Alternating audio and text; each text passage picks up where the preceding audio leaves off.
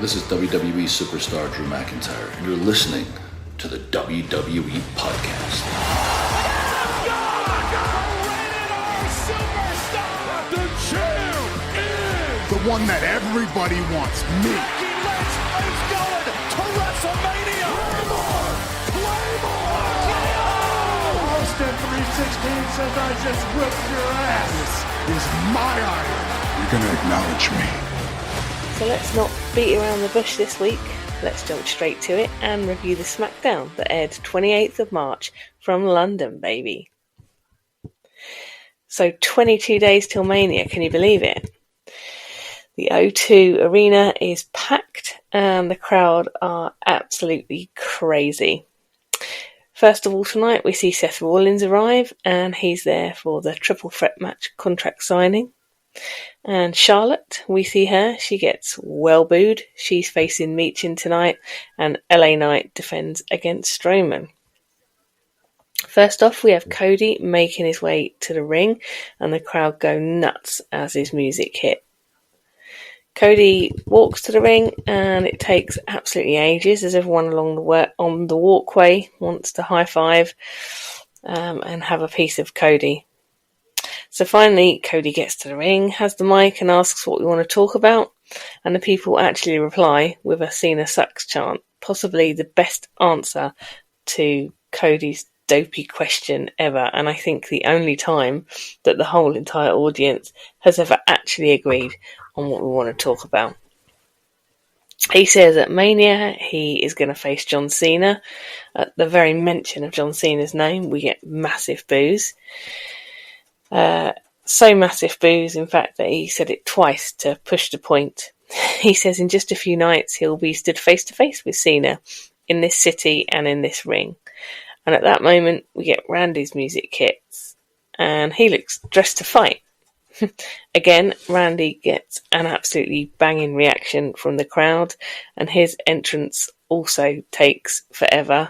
Could be a long show at this rate. And Randy says that he isn't really the sentimental type, but for Cody and for London, screw it. He says to Cody, look at you, you're the man, look at where you came from. He says he remembers Cody Rhodes in his 20s, breaking into the business and working harder than anyone else. He says that he knows he wasn't happy and that he was frustrated in the WWE back then, but he knew he needed to grow, and he left the WWE, and that took some big balls. He says he has changed the business and everyone in the locker room knows it. Randy says he didn't know what to expect at first when Cody came back, but he is the same great guy that left. The crowd start Cody Rhodes chants again, and Randy reminds everyone about Cody versus Seth in Hell in a Cell, the match where Cody had a torn pec, and that he went through the match for everyone. He went on to Mania to beat Roman, and there he finished his story. Randy says there's always another story, and now he is smack bang in the middle of another one. He says the business is up, and it's mostly 99.9% down to Cody. He says what he's trying to say is that he respects him and he loves him and that he's proud of him.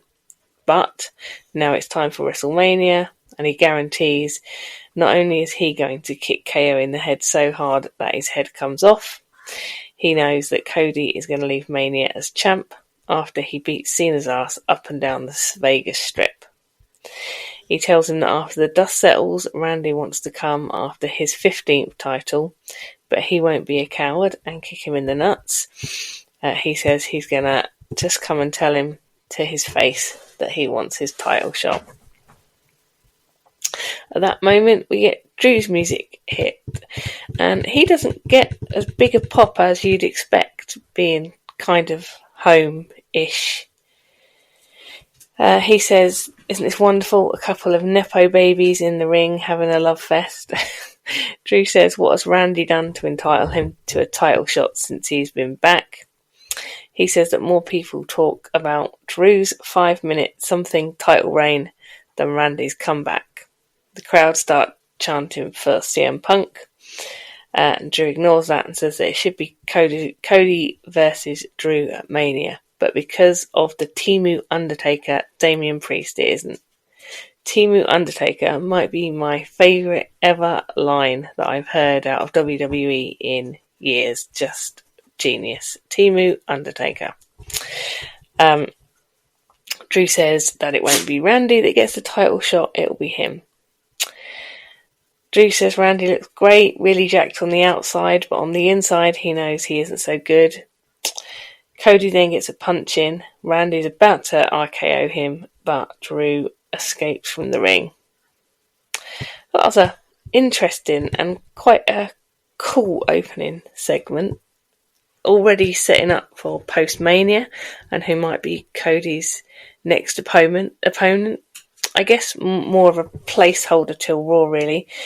But the crowd got to see Cody and Randy, and a good excuse to get Drew out too, and to keep that storyline going of his conspiracy theories that everyone's against him, and poor Damien, who seems to be getting the brunt of it at the moment. Next up, we have Street Profits versus Pretty Deadly for the tag team titles. And before we get that, we get a confirmed match later, Randy versus Drew, which should be an absolute banger. We've then got this fella called Mark Nash. I don't know who he is, but kindly Joe Test lets us know that he's the new ring announcer. Apparently Lillian Garcia will still appear on WWE shows. I hope so, because I think she's wicked. I really like her. So to the match, an outcome Pretty Deadly to a good reaction, and Wade says it feels like Eurovision, which is so true. For anyone listening who doesn't know what Eurovision is, it's the biggest, most campest, bedazzled, sparkliest singing competition in the world, and it's held in Europe somewhere every single year, and it draws massive crowds, and it's super popular and super fun. So as we kick off this match with Dawkins and Kit in the ring, Dawkins with the upper hand at the start, but with some great teamwork from Pretty Deadly, sees Elton Prince in, and Pretty Deadly doing well now. Dawkins uses his power to force Prince back into his corner and gets the tag to Ford. Quick tag to Dawkins, and he goes for a move in the corner, but Wilson moves and gets the tag to Elton Prince. He comes in strong and sends Ford repeatedly to each corner, finishing with a big slam, and follows up with a close cover for a 2 count. In what looked like a bit of a botch, both guys kind of fall down, and the action sort of momentarily and only very briefly fizzles out, and then they seem to get themselves back together. We've got Kit now in, and the Profits looking for a double team move, but get outfoxed by Pretty Deadly, who go for the catapult on Dawkins and get another close 2 count. We've then got Ford coming off the top. Wilson cleverly takes the move, and Prince goes for a sneaky cover for another 2 count. Then got all 4 men up in each corner. Pretty Deadly take out the Profits. They then hit a double team move on Dawkins, and so nearly get the win. Only Ford breaking it up saves the match for them. Profits hit Doomsday Blockbuster, and to massive boos, followed by pretty much deathly silence, the Profits take the win. A good match. In fact, great match. I don't really believed at times that Pretty Deadly might have actually got the win. In reality, there was no way, I guess, that Profits were going to lose on their first title defence, and I guess they will be a lot more popular once they get back over to the States. But what next for Pretty Deadly?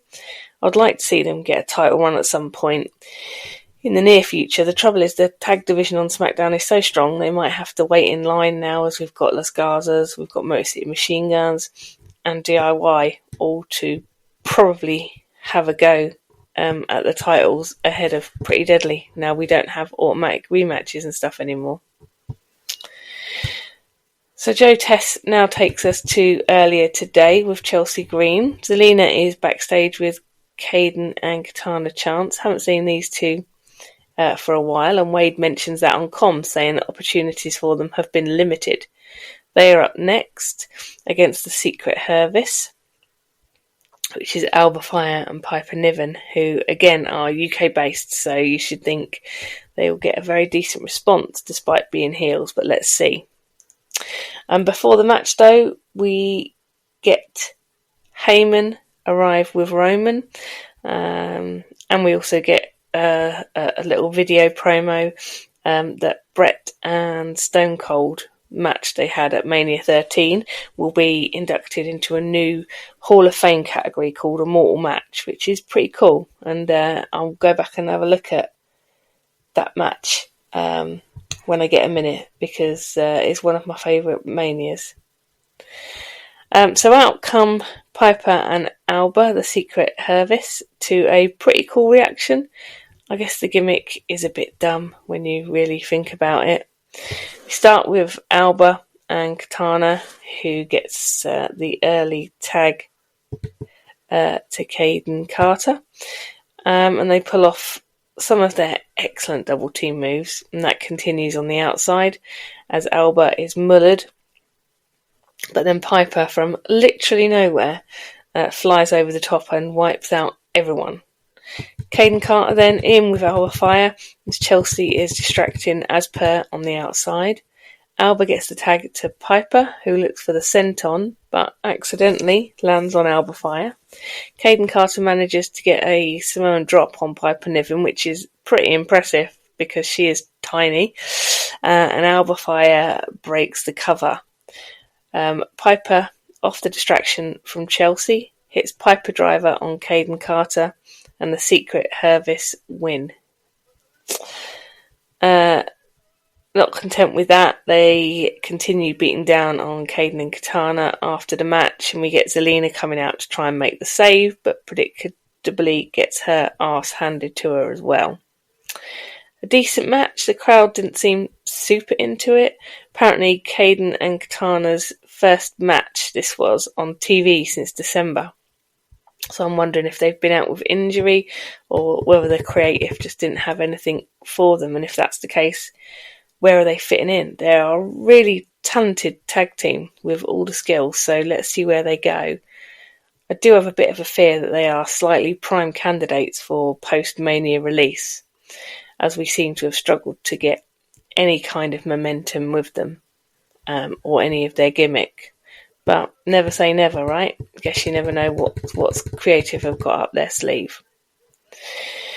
Next up, we've got Stroman versus Knight for the US Championship. Knight gets a huge reaction from the crowd here tonight. Even on comms, they note that everywhere LA Knight goes, he is absolutely adored. This one gets going, and I think the main question is not will Knight retain or lose, but when will Fatu, Tonga or Solo interfere in this one, unfortunately.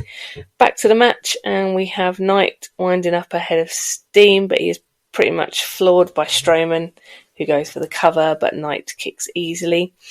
We go outside the ring, and Stroman leathers Knight with a huge kick. Knight rallies, hitting a bulldog from the second rope, and finally has Stroman down. Knight somehow manages to hit a German suplex on Stroman and gets one of his elbows, but Stroman kicks. Knight looks for the BFT, but Stroman powers out and goes to hit his express chain, but then, as predicted, there's Fatu, and he takes out Stroman midway through his choo-choo train move, and obviously forces the DQ finish. Fatu puts Stroman through the table, or at least tries to, and continues to beat him down inside the ring. Knight tries to make the save, but Fatu easily takes him out, and then goes back to hitting Stroman with repeated running hip attacks. The crowd are begging for Fatu to hit one more time, and he does. He's a heel, right? But the crowd absolutely love him. So this feud definitely continues. That's for sure. Fatu wants the US title, and I see him getting a shot at Mania. I hope so. I think that would be really cool. We now go backstage where Jackie has Jimmy to talk about the slap that was heard around the world, and Jimmy says he would do it again to prove that Gunther can be beaten and Jay will be champion at Mania. On his way back from the interview, Jimmy bumps into Miz and Mello, and Miz says that the Usos are forever perennial sidekicks, and Gunther is the real main character. Miz says, "Don't you dare ever slap me like how you slapped Gunther." And Jimmy goes to fake slap Miz and then says that he wants a match with him tonight. Bit random. We get Fatu walking backstage and Solo stops him and asks him what the hell is going on. Fatu loses it a bit with both Solo and Tonga. And Solo tells Fatu that he better watch his tone. He says that with Stroman, he will be the last man standing and he will bring the US title home to his family and they can either be with him or not. So I think defo getting a match between Stroman and Fatu sounds like a last man standing match. And I'm still saying a US title match with Knight at Mania. So all very exciting from Fatu. We now go to a pre-recorded vignette from Naomi, which I thought was absolutely brilliant. She says, "How did we even get here?" She says she's always done the right thing, so she asked Bianca what makes her attack on Jade not to be the right thing. She says after everything she has done, she has a broken heart, as she is made out to be the bad one in the situation. How does Jade come from nowhere and take Naomi's place? She says, "Who has inspired you, Bianca? Who has always had your back?" She says she's done with being used, underappreciated, and the third wheel. Moving forward, she says she advises that if Jade continues to be in her way, then she should proceed with caution. I thought this was so good because recently, the last couple of times we've seen her, she's been wearing outfits that have got like police tape and caution and stuff. So they're obviously trying to tie that together as a gimmick, kind of a bit like Damage Control type. You know, when they kept mentioning Control and things when they first came into our knowing. Heel Naomi is a lot of fun. She does Unhinged really well and managed to cry real tears again. I think this program is going to be awesome. Hints of Drew style madness levels. I am completely here for it. I think it's going to be just fantastic. We then go straight backstage where Nick is talking to Jade. He says he knows she has had a really tough time recently, and she says she's been trying to get her hands on Naomi all week. Nick says no one has seen her, so she probably isn't here. Jade says once she sees her, it's on site and she's going to beat her up, basically. Jade then bumps into Meechin and B-Fab backstage, who basically say, like, "We're Team Jade, go Team Jade, we're looking out for you," type thing. We go straight into the next match, which is Meechin versus Charlotte Flair. Meechin's got B-Fab with her. And as Meechin makes her way to the ring, and before we even start, we get Naomi from nowhere attacking Meechin and B-Fab because they've just been so supportive of Jade backstage, so assuming this is payback. Naomi, again, is unhinged and pounding Meechin and B-Fab. Slightly late, I feel. We get Jade's music hit and she comes out to make the save, but typically Healy Naomi legs it through the crowd before Jade could get her hands on her. Looks like this one is building nicely to the blow-off, I assume, to a one-on-one match. I guess this has got Mania written all over it. But, as I said, I think this is just brilliant. Absolutely loving heel Naomi. Interestingly, Charlotte music hits pretty much straight away. And as Jade leaves the ring area, they have a mini stare-off on the walkway. Now that will be an awesome match if and when that ever happens. Charlotte versus Jade, yes, please. Meechin, clearly not really in any fit state to compete, but the match starts regardless, and Charlotte makes her start by kicking Meechin in the face with a big boot. Meechin does manage to rally, hitting a DDT from the corner, and manages to get a cover for a 2 count. I have to say the crowd are absolutely dead at this point. Meechin grabs Flair from the top rope and hits a sit-down powerbomb, getting another 2 count. The crowd have now come back to life and are chanting "F you, Charlotte," which I just thought to myself, how British. We generally like things that are fair. We, as you know, we love our cues, and we feel very aggrieved if someone pushes in. And I wonder if we, as a nation, feel that Flair returning, winning the Rumble straight off and getting straight back into the title picture is, well, just a bit shit, really, on all the other people in the locker room. Anyway, a great sequence of moves from Meechin ends in another close cover as Charlotte gets her foot on the rope and the crowd are now chanting "We want Tiffy," as Charlotte gets the figure 8 leg lock applied. Meechin taps and the crowd boo something rotten. They don't hang around on that very much. I always get the feeling that WWE are a little bit surprised when the crowd don't just adore Charlotte all the time. So we move away from that quite quickly and we go back to Jackie, who has Tiffany backstage. She says that Charlotte loves to talk, and after 10 years in the business she still can't bear to let a rookie get a word in. She says at Mania she has got nothing to lose. If she loses to Charlotte Flair. But if Charlotte loses, she loses to a delusional, backflipping blonde wannabe. Pretty much word for word quoting Charlotte's abuse of her from last week's promo, which I thought was quality. Really enjoyed that. Tiffy says what happens in Vegas stays in Vegas, and all she's leaving in Vegas is Charlotte's massive ego. Well, Tiffy, I really hope you do, because I am sick to death of Charlotte.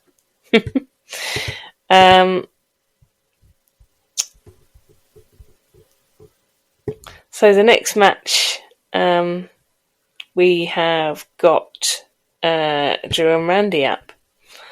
And as we start off this match, we get a tie-up in the centre of the ring.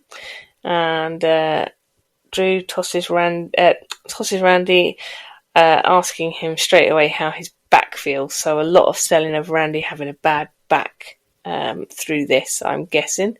Randy turns things around, has Drew in the corner, punching him direct in the head, and sends him right into the ring post. On the outside, Drew looks to get Randy through the announce desk, but Randy counters and gets Drew through it. By through it, I mean on it, because we don't really go through it anymore, because as we keep getting told, it's reinforced. And to please the crowd who are chanting one more time, he goes for it again. Drew slams Randy back first into the barricade, which actually did look pretty nasty, and takes charge. Drew hits the Glasgow kiss, puts Randy down and gets a really close 2 count. Randy is looking for the RKO, but just as he's about to deliver, he clocks KO skulking down the walkway, and as he's distracted, he turns back to the ring and gets caught by a Claymore, handing the victory to Drew. KO makes his way to the ring area and starts to beat down on Randy. He looks for the pile driver onto the announce desk, but thankfully Randy escapes it, and starts to line KO up for the punt, but KO legs it into the crowd. So the build continues on this one really well. Attempted pile driver failed, attempted punt failed, keeping it rolling, really great, and actually really hope that Randy gets to do his punt on KO when they meet at Mania. The match itself was fine, I guess. We probably knew that KO would have a part to play somewhere in this one, and so he did. The crowd, to be honest, didn't seem too bothered who got the win here. There was equal chanting. Places in the match, they were chanting for Drew, and then at places in the match, they were chanting for Randy. So I think it really was very 50-50. The mystery luchador is Rey Fenix. We got another vignette who is Penta's brother. So his partner from AEW, which would have been his brother, which is great, excellent. Can't wait to see him. And earlier on this evening, we got another spooky number 4 smoky promo with some talking, which I didn't really catch. I still think maybe Aleister Black, and I really hope so, because I thought he was very cool. Next up, we've got the Jimmy versus Miz match straight from the bell. Jimmy looks all business, nearly taking Miz's head off with a massive clothesline. Miz recovers, starts getting some offense in, tying Jimmy up on the ropes. Jimmy looking to fly, but Miz gets out of the way. Jimmy then gets a couple of clotheslines on the Miz, follows up looking for the running hip attack, which Miz dodges. A nice series of moves sees both guys get a near fall, and Miz follows up with the it kicks. Jimmy hits a super kick, followed by the Uso splash, and gets the win over the Miz. So I thought it's a bit weird. Not the match. The match was fine. Just these two competing really from nowhere. But I guess this is what you get a little bit in the run-up to Mania, when they're sort of trying to fill 3 plus 3 hours of TV every week. So, bit weird. Not sure why. Even Wade said on comms that Jimmy is basically fighting anyone at the moment. Yeah, no shit. Anyway, as I said, the match was good. And gives Big Jim a bit of momentum going into his match with Gunther on Monday, I guess. I mean, I don't think he's going to win that. I think it's probably going to have some kind of shenanigans of a finish. But at least the Gunther Jimmy is kind of a bit more on storyline, I suppose. Anyway, backstage we have Lewis Capaldi, which also made me chuckle. When WWE are at home in America, they have all these big rap stars and all these like ginormously tall basketball players and, you know, super famous people. And I love that we have Lewis Capaldi, who I love, by the way. I think he's absolute genius. He's brilliant. And yeah, so anyway, backstage anyway, Lewis Capaldi bumps into Drew and they get properly Scottish together. Didn't understand most of it, but I heard the word pub, so I guess that's where Drew is headed, as Jackie stops him and asks what his thoughts were on the victory and what happened. He says he doesn't care what is going on in other people's business, as long as it doesn't affect him. He says that he called out Damian Priest last week and he didn't even have the balls to show. As he walks through the door, surprise, surprise, pantomime style, Damian is there and starts to beat down on Drew. They have a fight sort of outside in the car park bit, ending up with Drew hitting the South of Heaven choke slam on Drew through the windscreen of the car, which looked brilliant, and ended up with Drew screaming, "I've got glass in my eye," which was absolutely brilliant. Loved it. And now we get to the quote-unquote main event of the evening, with Nick Aldis to preside over the contract signing between Punk, Rawlins and Reigns at Mania. And the entrances could literally take 5 hours. Out first, we've got Reigns with Heyman. He's flanked by security. Oh, and I did notice that Nick has a Union flag tie on, which is pretty cool. All the flowers for Nick tonight. Roman has the mic and asks London to acknowledge him, which they definitely do. I also think there was a bit of breaking character going on as Heyman was singing the Roman Reigns song, and Roman seemed to be having a right laugh. He signs the contract and out comes Seth, also flanked by security. Seth gets all serious and says that he and Roman have got a lot of history in the O2. He says in the last 12 years there's been a little bit of love and a lot of hate. They fought against and with each other. Seth says they have accomplished their mission, and Roman then cuts him off and says, "We died a long time ago." And it's just him, as in Roman. He says, "I improved this place. I made this place appealing to Netflix. I made it great." Seth said that Roman let the biggest snake of all into the garden, and he should have cut his head off when he had the opportunity. And as usual, Seth is left to clean up Roman's mess. Seth signs, and then Punk's music hits, and the crowd go absolutely nuts. That was probably the pop of the night.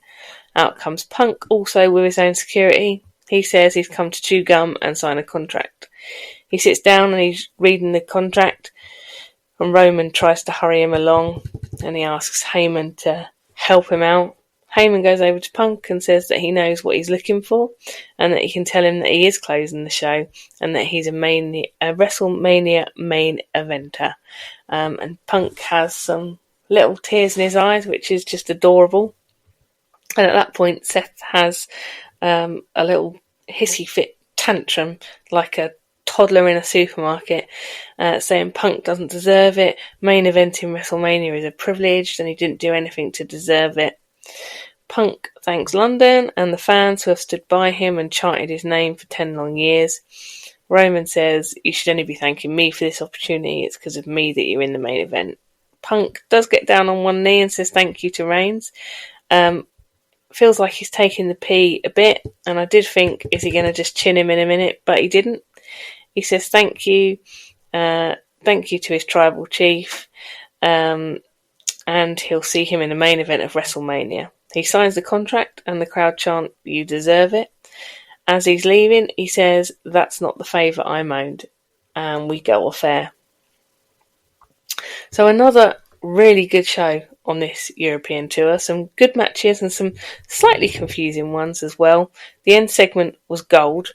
So Punk gets his main event at WrestleMania, but what is the favour? Maybe they main event night 1, and if Punk wins, he gets into the Cody Cena match? That would be a twist. A slightly confusing one, I think. Not sure why. Anyway, enjoyable. We are so close to Mania now. At time of recording, 22 days to Mania.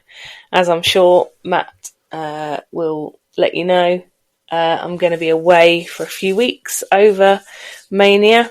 I'm having a few weeks of holiday, but we will for sure do predictions before I go, and we'll definitely talk about it, because I'm sure the repercussions will be felt long after I get back. But not long to go now, guys, until the greatest show of them all. So that just about does it for this week's show. And as always, thank you for having me in your ears. And until next time, remember, be kind.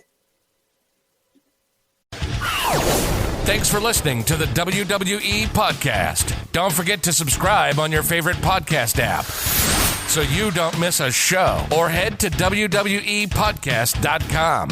And for all of these shows ad-free, head over to patreon.com/WWE Podcast. Until then, we'll see you next time.